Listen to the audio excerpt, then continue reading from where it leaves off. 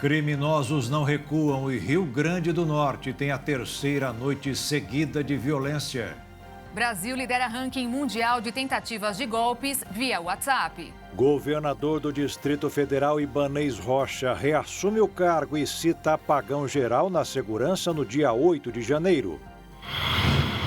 Presidente da França, Emmanuel Macron, aprova a reforma da Previdência, mesmo sem o consentimento dos deputados.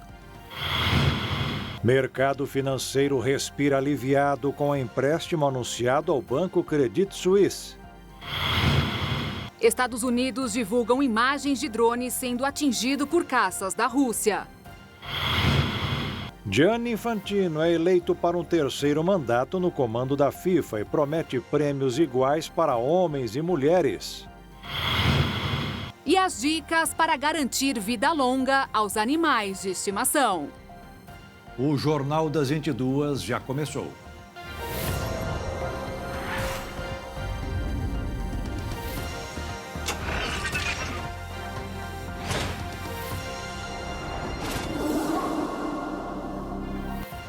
Olá, boa noite. Boa noite. A violência não dá trégua no Rio Grande do Norte. Pelo terceiro dia seguido, os manifestantes que estariam sendo orientados por quem está na cadeia atacaram vários pontos do estado. O ministro da Justiça, Flávio Dino, decidiu tentar mais uma alternativa para controlar a situação. A Força-Tarefa de Intervenção Penitenciária está autorizada a agir no sistema prisional do Rio Grande do Norte por 30 dias e deverá atuar na coordenação de guarda, vigilância e custódia de presos. A intervenção foi autorizada pelo Ministério da Justiça e Segurança Pública na noite desta quarta-feira. Essa medida se soma a uma série de ações do governo federal para garantir a segurança e a ordem no Rio Grande do Norte após uma série de ataques em vários municípios.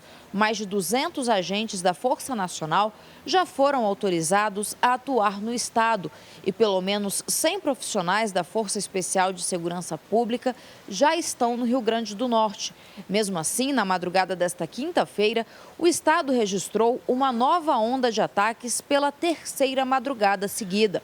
Ônibus foram incendiados, prédios públicos vandalizados, supermercados e postos de gasolina incendiados. Neste período, 34 cidades foram atacadas, inclusive a capital, Natal.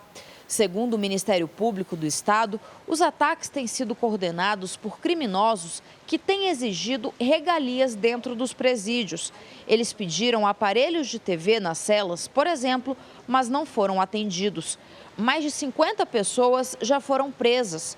O suspeito de comandar os ataques de dentro de um presídio de Salvador foi transferido para uma unidade de segurança máxima. Nesta sexta-feira, o secretário nacional de Segurança Pública, Tadeu Alencar, deve ir ao Rio Grande do Norte verificar a situação. De Brasília, Jaqueline Fonseca. Em El Salvador, mais 2.000 integrantes de facções criminosas foram encaminhados para a considerada a maior prisão das Américas. E agora, o megapresídio, inaugurado no mês passado, começa a ficar lotado. Segundo o governo, em uma nova operação, foi transferido o segundo grupo para o Centro de Confinamento do Terrorismo, o SECO. Já são 4.000 na prisão. Com capacidade para 40.000 detentos, o local conta com um regime severo de reclusão. A penitenciária já foi denunciada por órgãos de defesa dos direitos humanos. A mega prisão fica em uma área rural de Tecoluca, a 74 quilômetros de São Salvador. Os primeiros 2.000 detentos que integravam grupos criminosos foram levados para o centro em fevereiro. A Polícia Federal abriu hoje um inquérito para apurar uma possível espionagem feita pela Agência Brasileira de Inteligência, ABIN. O órgão confirmou que durante o governo do ex-presidente Bolsonaro usou um programa capaz de identificar a localização de qualquer pessoa pelo número do celular. O sistema era capaz de monitorar os passos de até 10.000 pessoas a cada 12 meses. A investigação será conduzida pela Diretoria de Inteligência Policial. Violentos confrontos entre a polícia e manifestantes foram registrados nesta quinta-feira em Atenas, em meio aos protestos pela tragédia ferroviária que deixou quase 60 mortos na Grécia há pouco mais de 2 semanas. Os embates aconteceram nas proximidades do parlamento, que fica no centro da capital. Os manifestantes atiraram coquetéis Molotov e a polícia respondeu com gás lacrimogênio e granadas de efeito moral. Pelo menos 40 mil gregos foram às ruas para protestar contra o desastre, enquanto o país segue, em grande parte, paralisado por uma greve geral. Na noite de 28 de fevereiro, uma colisão entre um trem de passageiros e um comboio de cargas na linha Atenas-Tessalônica matou 57 pessoas, incluindo muitos jovens que voltavam de um feriado prolongado. Depois de várias manifestações menores nos dias que se seguiram à tragédia, cerca de 65 mil gregos participaram de um forte protesto em 8 de março, ocasião em que houve pedidos pela renúncia do primeiro-ministro Kyriakos Mitsotakis. Devido à greve geral, sobretudo no setor de transportes, todos os barcos que conectam o continente às ilhas permanecem atracados durante 24 horas e a maioria dos aviões continua estacionada nas pistas.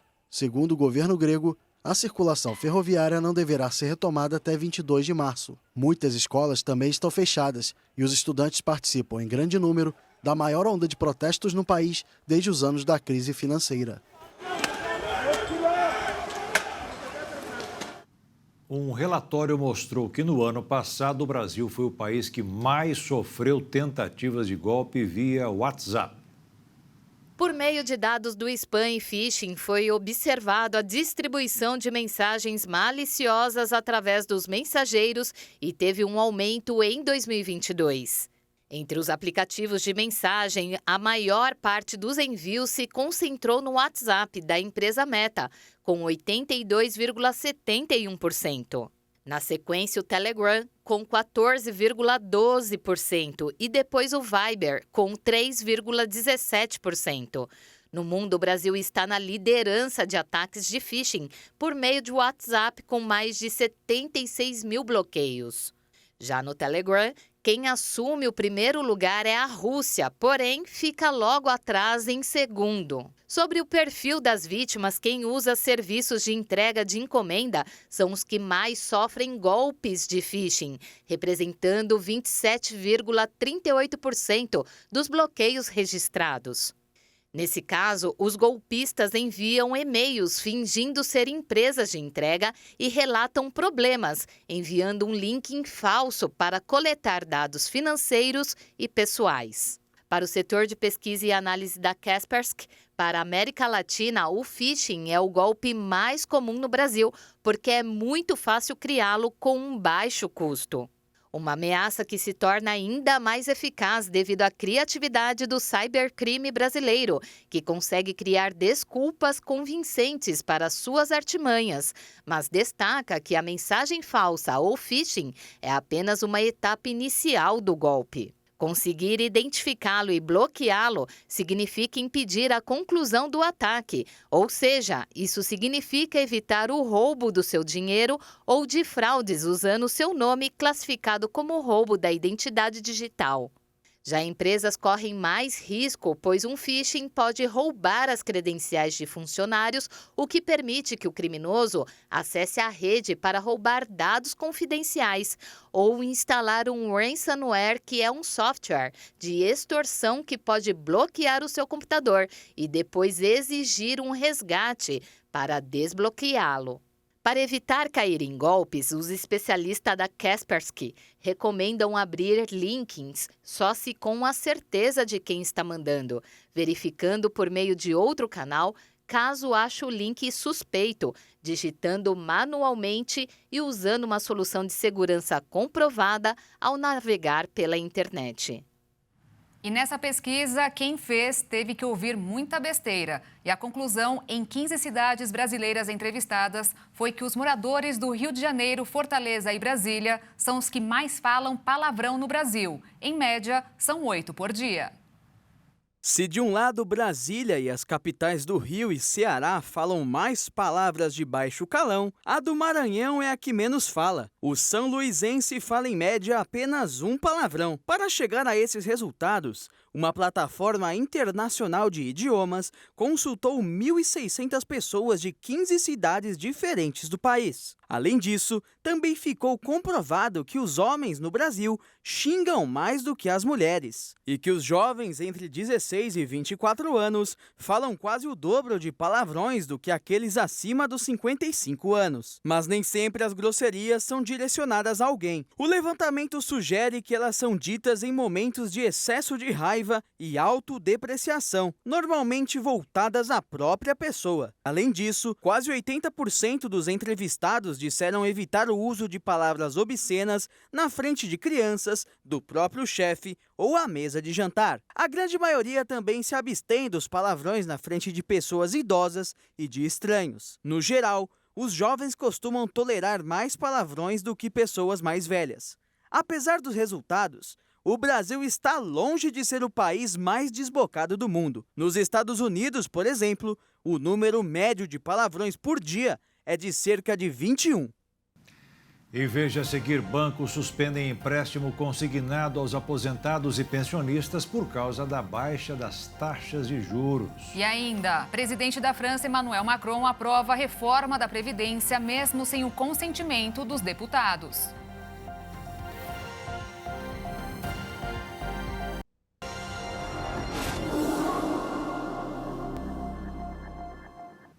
O mercado financeiro respirou aliviado hoje, depois que o Banco Central da Suíça anunciou que vai emprestar dinheiro ao Credit Suisse. A segunda maior instituição financeira do país revelou ontem que passa por dificuldade, o que provocou uma queda generalizada das bolsas de valores ao redor do mundo. O pedido de empréstimo é equivalente a 285 bilhões de reais. Ontem, as ações do segundo maior banco suíço caíram quase 25% e hoje subiram 19%.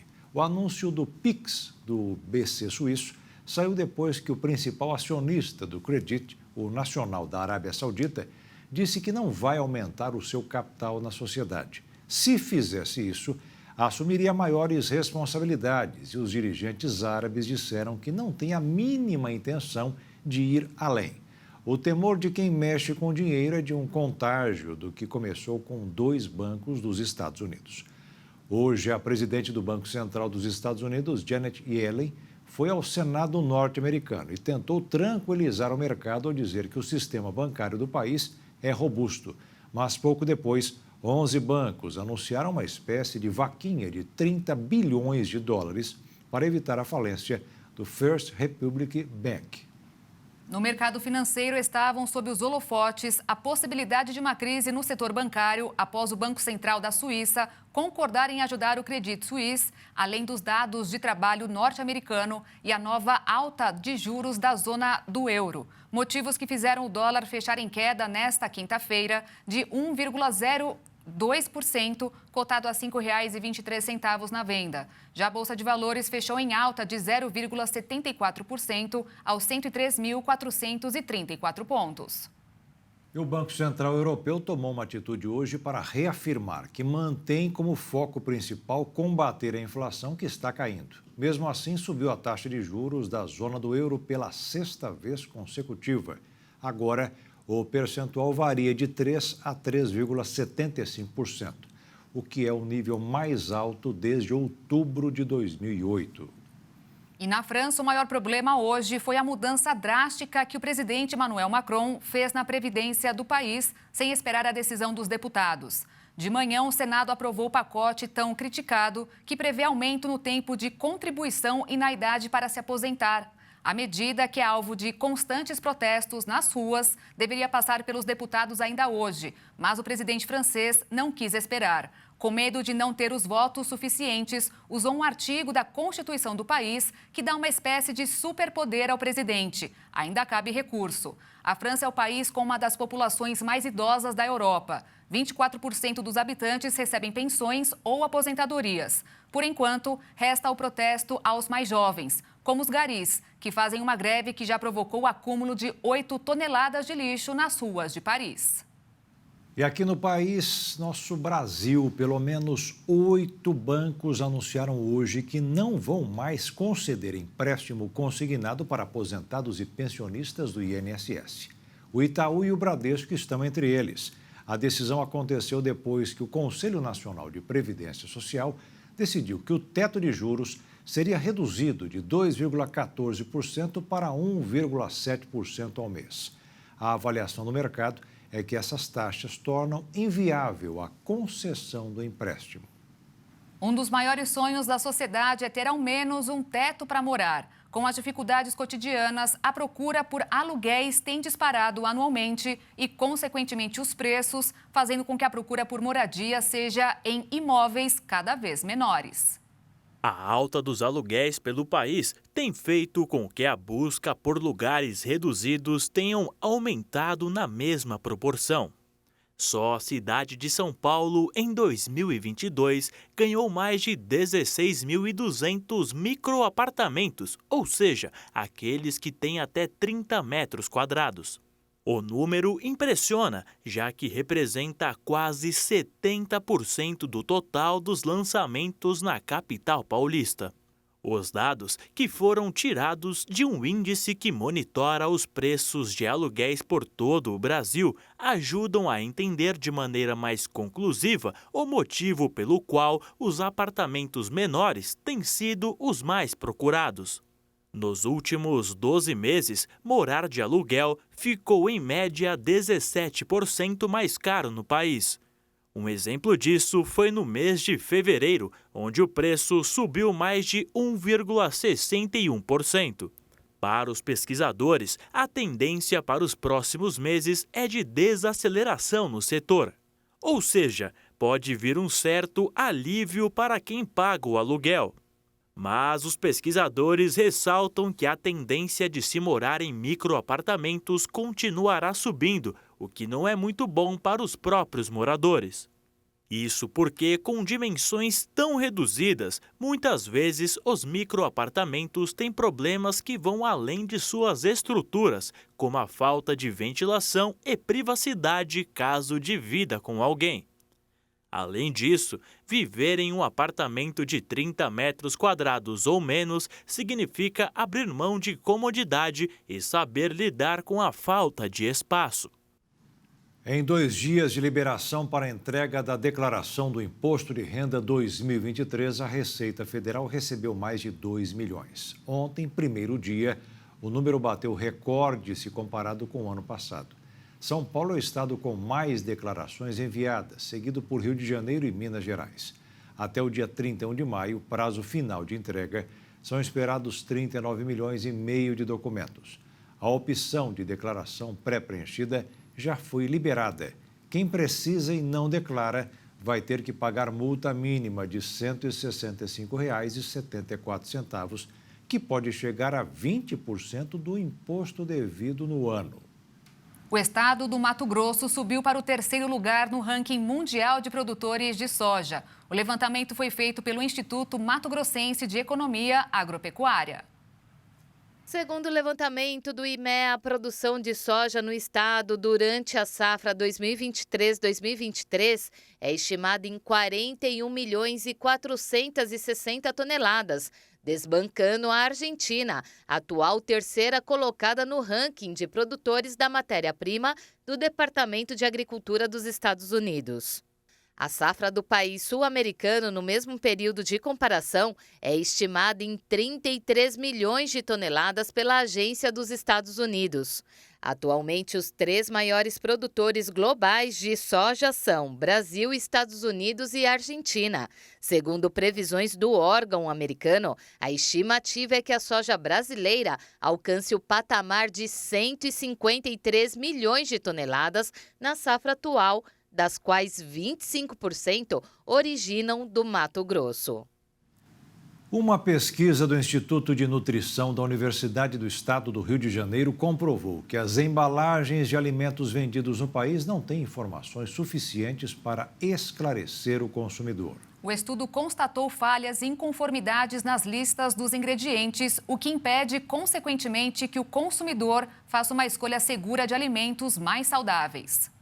Os aditivos alimentares modificam as características físicas, químicas, biológicas ou sensoriais do produto e não têm fator nutricional. Os ultraprocessados, como presunto, salsicha, pães empacotados, refrigerantes, bebidas lácteas e margarinas, fazem parte da enorme lista de industrializados que recebem aditivos intencionalmente desde a fabricação até a embalagem. Aliás, esses tipos de alimento estão relacionados a uma série de doenças crônicas, como obesidade, hipertensão, diabetes, câncer e doenças inflamatórias intestinais. Com base nas evidências científicas da pesquisa, a orientadora defendeu a necessidade de o país ter uma legislação que melhor informe o consumidor. Para o IDEC, no momento da escolha, da tomada de decisão, em alguma medida, os consumidores não estão sendo suficientemente informados. A pesquisa foi encaminhada à Agência Nacional de Vigilância Sanitária quando ficou pronta em 2021,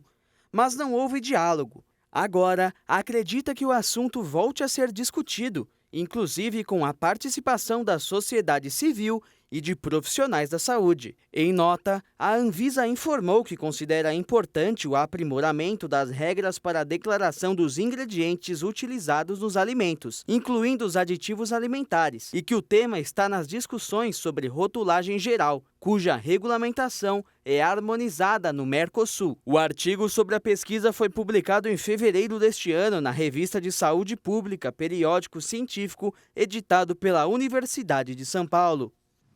A explosão de uma panela de pressão que levou à morte uma cozinheira em um restaurante no interior de São Paulo na semana passada acende um alerta sobre os cuidados que devemos ter com esse utensílio doméstico. Uma tarefa aparentemente simples, mas que pode oferecer muitos riscos. O manejo da panela de pressão. Pela operação incorreta ou falta de cuidados, o utensílio pode explodir e causar destruição e morte. No último dia 9 de março, uma cozinheira de 36 anos, que estava em seu primeiro dia de trabalho, foi vítima desse tipo de acidente em uma churrascaria de Mogi Guaçu, no interior de São Paulo. Câmeras de segurança gravaram o momento da explosão. O caso foi registrado como morte acidental na delegacia seccional da cidade. Para evitar riscos, os cuidados com a panela de pressão começam na compra, como alerta a diretora de fiscalização do Instituto de Pesos e Medidas do Estado de São Paulo. Primeiro cuidado é comprar num comércio formal. Primeira preocupação, e com nota fiscal. A preocupação mais importante é se o produto tem o selo de certificação do Inmetro. Mas só o selo não garante a segurança. Em casa ou restaurantes, é preciso manter os cuidados com o utensílio ao longo de toda a vida útil dele, com limpeza adequada, troca de peças e até com o descarte da panela, em caso de queda, por exemplo. Neste restaurante em São Paulo, o proprietário troca as panelas de pressão a cada 6 meses, mesmo sem danos aparentes. E olha que ele toma todos os cuidados necessários para a conservação das peças. A gente nunca deixar a válvula entupida. Isso aqui é fundamental. É por aqui que vai sair o vapor dela. Tanto na hora do cozimento, que vai liberar o vapor, quanto na hora de poder abrir. A válvula entupida deve ser trocada, assim como um anel de vedação, conhecido como borracha, que costuma ressecar. E no momento da utilização, o chefe recomenda observar o tamanho da boca do fogão onde a peça será colocada, que não pode ser muito grande, porque o fogo precisa ficar bem no centro. E ele traz talvez a dica mais importante entre tantas: respeitar o processo da panela de pressão. Então, com a válvula desentupida, ela vai liberar a pressão naturalmente. Vai liberar o vapor, que vai liberar a pressão interna naturalmente. E você só pode abrir depois que tiver 100% sem pressão, a válvula que é o termômetro disso. Não pode abrir, tentar abrir em hipótese alguma a panela se tiver pressão dentro. Isso é muito perigoso para uma explosão. E também não pode colocar ela embaixo de água, que é uma coisa clássica que as pessoas fazem, que é muito errado. Quem cuida direitinho da panela, que acelera processos e prepara verdadeiras delícias, tem nela uma grande aliada em casa ou no restaurante.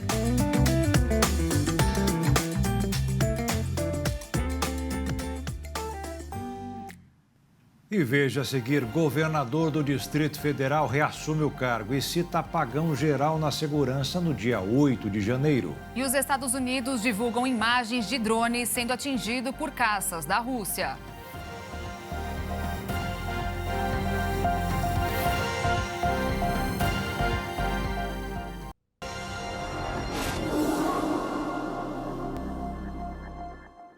O governador do Distrito Federal, Ibanez Rocha, reassumiu hoje o cargo. E na volta, além de inocentar o secretário de Segurança Pública, Anderson Torres, sobre os atos de manifestantes no dia 8 de janeiro, disse que houve um apagão geral nas forças de segurança. O governador do Distrito Federal, Ibanez Rocha, retornou ao cargo nesta quinta-feira, após ficar mais de 60 dias afastado do cargo por decisão do STF. O ministro Alexandre de Moraes, que determinou o afastamento de Ibanez por 90 dias, atendeu o pedido da defesa do governador e autorizou a volta de Ibanez antes deste prazo, por entender que Ibanez não atrapalhava as investigações sobre as invasões do 8 de janeiro aos edifícios sede dos três poderes. Num primeiro momento, eu me espantei. Então, ali eu tomei um grande susto, mas eu entendi a reação do ministro Alexandre de Moraes. Aquilo era o que era necessário ser feito pela defesa da democracia. E nós temos que ter a consciência de que o que tem mais de importante na nossa vida são as liberdades democráticas. Nesta quinta-feira, ao reassumir o cargo, o governador do Distrito Federal, Ibanez Rocha, convidou a imprensa para falar sobre o afastamento e a volta ao GDF. Ibanez disse que confiava integralmente em Anderson Torres. Por isso, convidou o ex-ministro da Justiça, de Jair Bolsonaro, a assumir a pasta da Segurança Pública do Distrito Federal. Ibanez enfatizou que o inquérito que apura os atos de vandalismo de 8 de janeiro ainda está em andamento, mas disse que não acredita que Anderson Torres é o culpado pelas invasões aos edifícios sede dos três poderes. Para Ibanez, naquele dia, houve um apagão geral na segurança pública do Distrito Federal e todas as forças falharam. O que aconteceu no 8 de janeiro é uma coisa imprevisível. Até o dia 6 de janeiro, quem acompanhou aqueles atos, a gente não tinha nenhuma perspectiva de que iria acontecer aquilo no 8 de janeiro. Os ônibus começaram a chegar no Distrito Federal no dia 6 e no dia 7, e nós tivemos aquele problema todo, mas não foi, na minha visão, não foi culpa do Anderson. Talvez, se ele tivesse sido alertado antes, veja só o que nós tivemos aqui no Distrito Federal. Nós tivemos a posse do presidente Lula, que transcorreu dentro da maior passividade possível, já num período de transição do Júlio para o Anderson, e nós não tivemos nenhuma espécie de problema. Então, eu acredito que o 8 de janeiro ele tem que ser lembrado, sim, mas não só por culpa do Anderson. Eu acho que foi um conjunto que aconteceu. Nós tivemos falha da Polícia Militar do Distrito Federal, nós tivemos falha do Batalhão do Exército, que defendia o Palácio do Planalto, nós tivemos diversas falhas em conjunto. Anderson Torres segue preso em um batalhão da Polícia Militar em Brasília. No dia da invasão aos edifícios dos três poderes, Torres estava nos Estados Unidos. Em janeiro, a Polícia Federal fez buscas na casa do ex-secretário e encontrou um documento que passou a ser chamado de Minuta do Golpe. Isto porque se tratava de um texto de um decreto de intervenção no TSE para anular o resultado da eleição. Ao retornar ao Brasil, Anderson Torres foi detido e, nesta quinta-feira, prestou um novo depoimento à Polícia Federal. Ele teria dito que não sabe quem é o autor do documento. O governador Ibanez Rocha também comentou sobre o assunto. É um documento grave, independente de não ter assinatura, é um documento que ele revela que em algum momento alguém pensou em dar um golpe no Brasil. E esse golpe, para mim, não é democrático. O governador também disse que considerava o acampamento no quartel-general do Exército um barril de pólvora e tomou as providências que podia com as informações que obteve. Eu não tinha o que fazer a não ser acompanhar e acreditar naquilo que estava acontecendo. Por mais que eu duvidasse. Porque eu quero deixar bem claro para vocês, por 2 vezes, pelo menos, nós tentamos tirar os manifestantes da porta do QG do Exército. E nas duas vezes nós fomos impedidos pelo comando do Exército do Distrito, aqui no Distrito Federal. Nós sabíamos que aquilo ali era um barril de pólvora. E o ministro do Supremo Tribunal Federal, Alexandre de Moraes, terminou hoje a análise dos pedidos de liberdade provisória dos presos envolvidos nos ataques em Brasília no dia 8 de janeiro. Moraes concedeu liberdade provisória para mais 129 denunciados, que responderão seguindo algumas medidas cautelares, como o uso da tornozeleira eletrônica. De todos os detidos, 294 continuarão atrás das grades. Quem mostrou que está em ótima forma são os atletas douradenses de Muay Thai, que representaram Mato Grosso do Sul em uma competição no Paraná. Eles voltaram com vitórias na bagagem. O Muay Thai é também conhecido como boxe tailandês, por ter a sua origem na Tailândia. É uma arte marcial que possui por volta de 2.000 anos. Tem algum tempo aí no Brasil, usa boxe, soco, chute, joelhada e cotovelada. Então, é um contexto, é a mistura do boxe com o chute, com o joelho e com o cotovelo. O evento, realizado em março em Céu Azul, no estado do Paraná, a equipe FFT foi representada por 4 atletas: Alessandra, Daniel, o Everton e Fernando. Todos lutaram Muay Thai e voltaram com a vitória. Participaram 108 atletas do Brasil, Paraguai, Bolívia e Argentina. A gente tem campeões mundiais na Tailândia, campeões brasileiros. E tem uma gurizada que está começando aí, já tem um tempo. E a gente foi agora para o Paraná, foi ver como que está a gurizada e deram um show, 4 lutas e 4 vitórias. Essa é a Alessandra, categoria 54 quilos, tem 25 anos e luta Muay Thai há 5. Vem colecionando vitórias desde então, mesmo após uma pequena pausa para curtir a gravidez. Comecei a treinar em 2017. Com um pouco menos de 4, 5 meses eu fui para o campeonato estadual, me consagrei campeã estadual de Muay Thai na categoria de 60 quilos. Depois eu fiz uma pausa, tive uma filha. Em 2019 eu voltei novamente, fui campeã estadual na categoria de 52. Aí veio a pandemia, nós tivemos que dar umas paradas. Agora nós estamos retornando, fomos lá para Céu Azul, no Paraná. Fui campeã na 56 quilos. Agora nós já temos a próxima data marcada para Nova Andradina, em maio. Dia 7 de maio. Daniel, categoria 67 quilos, 25 anos. Também é apaixonado pelo esporte e tem que dividir os horários do dia entre a luta e o Exército Brasileiro. Mas sabe como é? É com determinação que se faz um campeão. A gente treinou bastante, evoluiu bastante e fomos lá fazer o teste para ver se ia conseguir ganhar ou não, né? Aí, graças a Deus ganhamos. Você começou no Muay Thai quando? 2017. No meio do ano, mais ou menos, 2017, e estou até agora treinando com o mestre. O Everton não teve vida fácil. Com 29 anos, na categoria 67 quilos, encontrou um adversário preparado, mas com os treinamentos que vem praticando, conquistou mais uma vitória. A luta foi dura, o cara era duro. Eu baixei 10 quilos para essa categoria, né, que eu estava com 77, baixei para 67 e foi boa. Foi uma luta dura e conseguimos sair com a vitória. Fernando, 29 anos, categoria 57 quilos. Veio da cidade de Maracaju e começou no esporte através de projetos sociais. Hoje, mora na cidade de Dourados e é um campeão de Muay Thai. E depois de um tempo praticando kickbox, eu fiquei sabendo que aqui na FT tinha o Muay Thai tradicional. E eu sempre tive vontade de praticar o Muay Thai, então mudei para cá, para Dourados. Comecei a treinar o Muay Thai tradicional com o Felipe. E aí, até agora tá dando tudo certo. Fiz agora uma luta de Muay Thai tradicional, já mais uma vitória no currículo. O mestre Felipe está no esporte há 20 anos, colecionando vitórias e descobrindo grandes talentos que engrandecem o nome de Dourados e do Mato Grosso do Sul.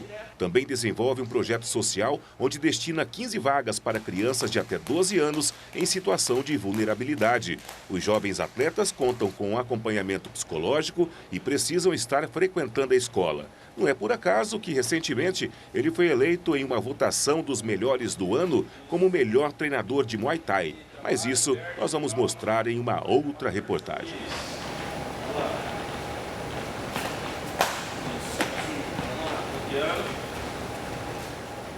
Um novo vídeo que foi divulgado pelos Estados Unidos mostrou o momento em que um drone americano é interceptado por caças russos enquanto sobrevoava o Mar Negro na terça-feira.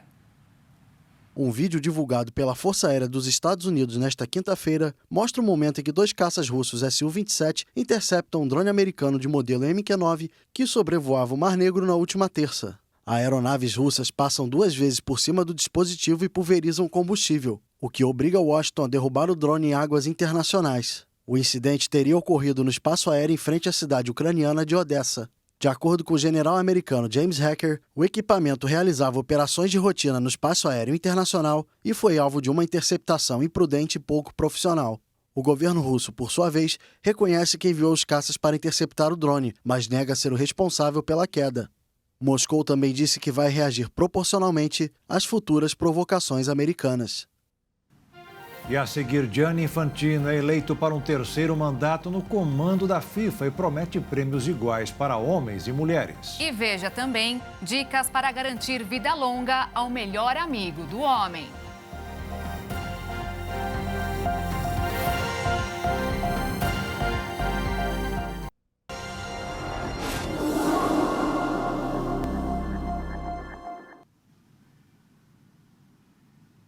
Um estudante autista de 17 anos foi aprovado em 2º lugar no curso de Ciência da Computação no Instituto Federal de Educação, Ciência e Tecnologia do Ceará de Maracanaú.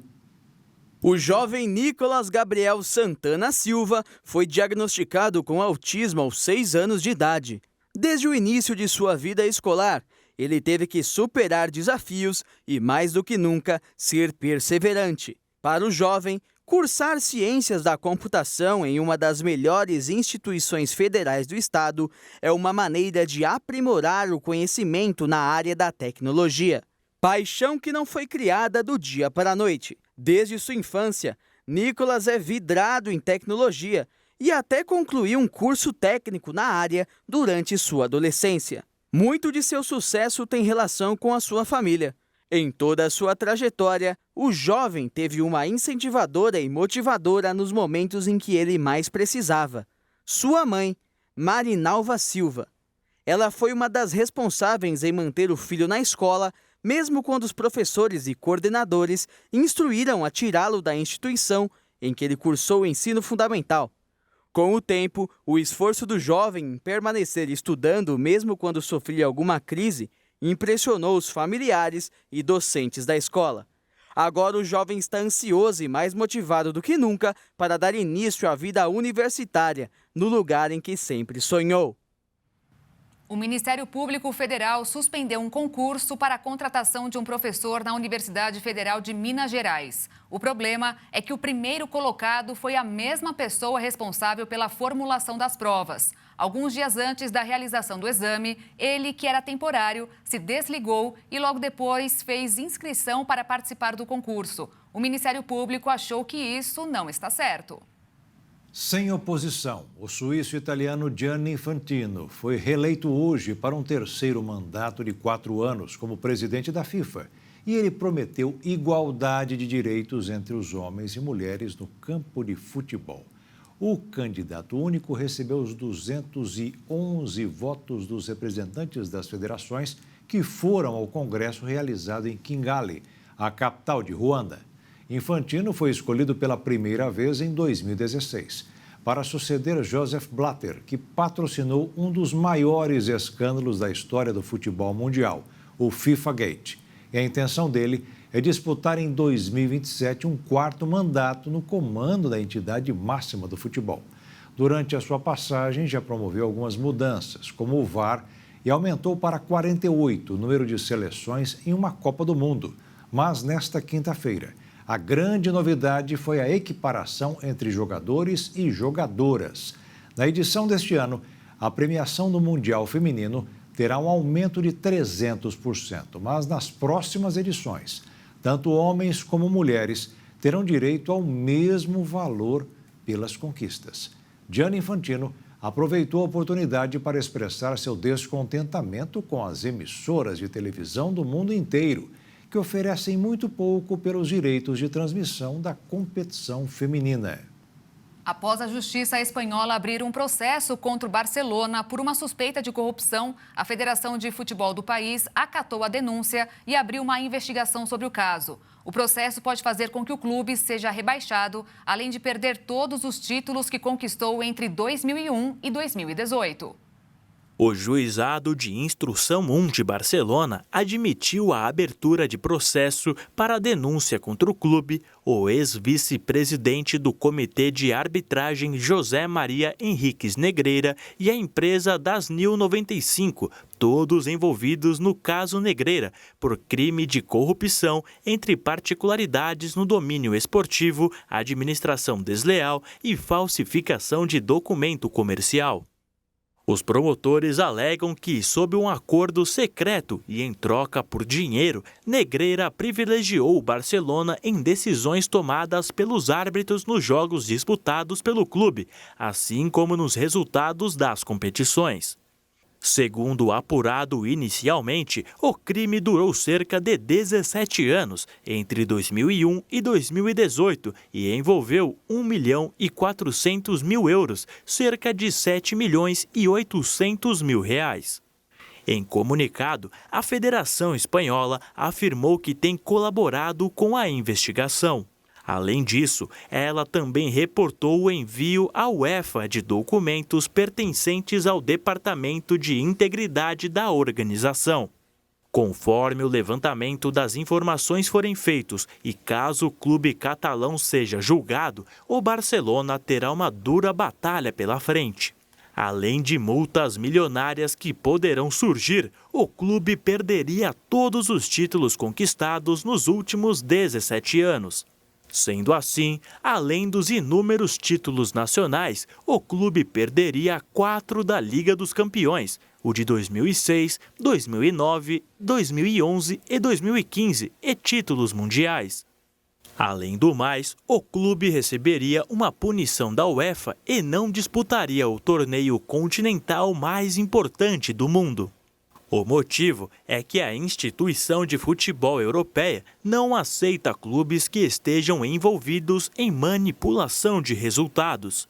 Caso a UEFA entenda que o Barcelona é culpado nessa denúncia, ela pode não convidar o clube a participar da Liga dos Campeões. O presidente do Barcelona, Joan Laporta, afirmou pelas redes sociais que o clube é inocente e que o time está sendo vítima de uma campanha contra sua honra, na qual todos estão envolvidos. Os denunciados podem receber pena de 6 a 4 anos de prisão, caso condenados por corrupção, e de 6 meses a 3 anos, caso condenados por administração injusta. Já para o Barcelona, a punição penal seria pagamento de multa ou até a dissolução da entidade esportiva, mas também pode haver punições esportivas como o rebaixamento. Após 3 incidentes com tubarões em menos de um mês, Pernambuco busca alternativas para retomar pesquisas sobre a circulação das espécies na costa do estado e evitar que novos acidentes aconteçam.